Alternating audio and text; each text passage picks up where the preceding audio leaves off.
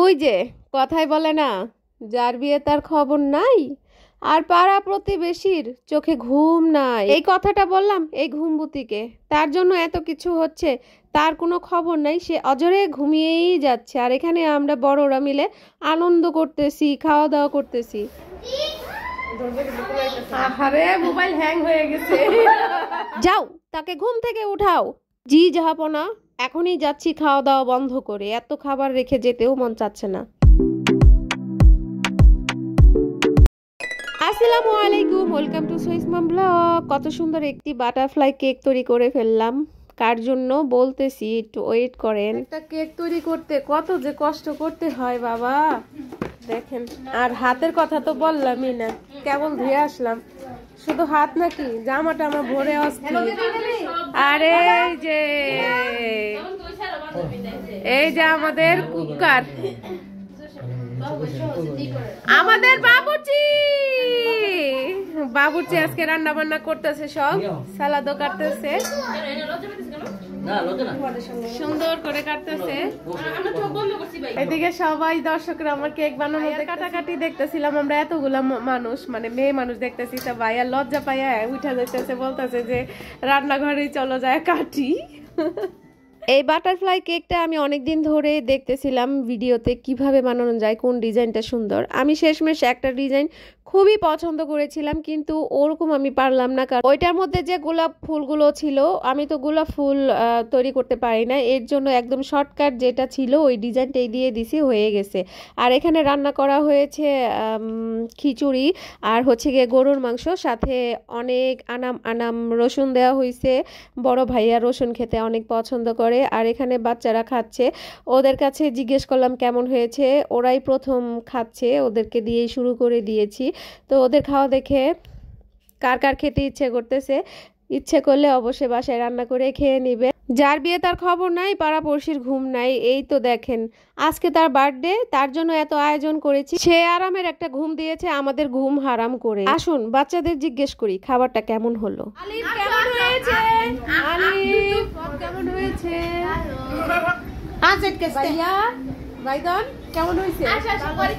চাপড়া চলতেছে খাবার।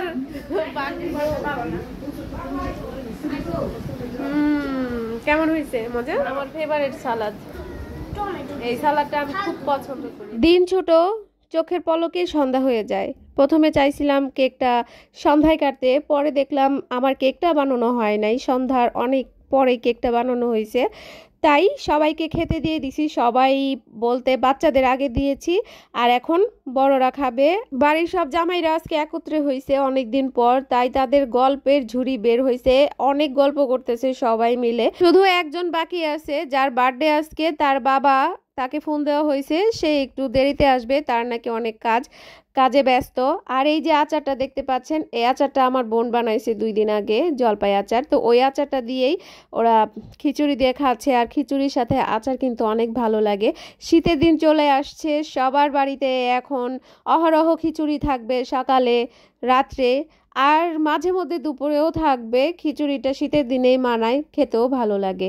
সবার খাওয়া শেষ, এখন আমরা মেয়েরা খেয়ে নিচ্ছি, সবগুলো বোন একসাথে খাচ্ছি। অনেক বছর পর আমার বোনের ঘর আলোকিত করে কুল জুড়ে এই মেয়ে বাবুটা আসছে। আমরা কখনো ভাবতেই পারি নাই আমার বোন কনসিভ করবে, ফুটফুটে একটি মেয়ে বাবু আসবে। আমার বোনটি একটু অসুস্থ, ওর একটা সমস্যা আছে, যেটার জন্য ও জীবন দ্বিতীয়বারের মতো মা হতে পারবে না। আরে মোবাইল হ্যাং হয়ে গেছে।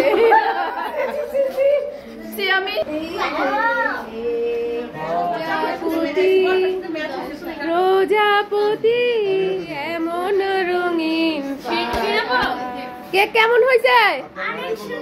মহান আল্লাহ তাআলা চাইলে সবই হয়। যেমন অলৌকিক ভাবে এই তাসবিহ সোনামণি আমাদের মাঝে আসছে। দেখতে দেখতে মেয়েটির আজকে 1 বছরে পা দিল। আমার এই বোনটির 1 ছেলে আর 1 মেয়ে, সুখের সংসার তার। আমার এই বোনটির জন্য সবাই দোয়া করবেন। আর আমার বোনকে আপনারা দেখেন নাই, কারণ সে পর্দা করে, কাউকে মুখ দেখায় না, তাই তাকে দেখাতে পারছি না। ও হ্যাঁ, একটা কথা তো বলাই হয় নাই, এই জন্মদিনটা কবে জানেন? এটা হয়েছে গত মাসের 29 তারিখ, মানে নভেম্বরের 29 তারিখে এই বার্থডেটা হয়েছে। আমার এই ভিডিওটি দিতে একটু দেরি হয়ে গেল, কেউ কিছু মনে করবেন না, একটু দেখে নেন ধৈর্য সহকারে।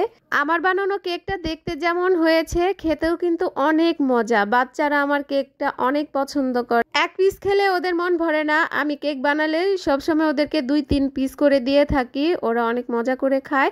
আর এখন সবাই কেক খেয়ে চলে যাচ্ছে, কেক খেয়েও যাচ্ছে না, ওরা সবাই খাওয়া দাওয়া শেষ করে কেক খেয়ে চা খেয়ে তারপর হচ্ছে গিয়ে চলে যাচ্ছে। আর অবশেষে সেই মেয়ের বাবাকে দেখিয়ে দিচ্ছি, এই যে তাজবি সোনামণির বাবাকে জানেন, ওই তো ওই যে জুতো পরতেছে, এখন তাজবি সোনামণিকে কুলে নিবে, এটাই হচ্ছে গিয়ে তাজবি সোনামণির বাবা, আমার বোনের হাজবেন্ড। আর আমার বোন টাটা দিয়ে তো আগেই চলে গেল। আবার আর একটা বাবার কাহিনী দেখে যান।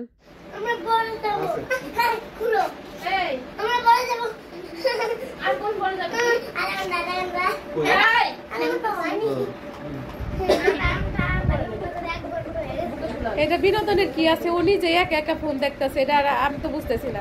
আশেপাশে 2 সখী নিয়েও তো দেখতেছে না।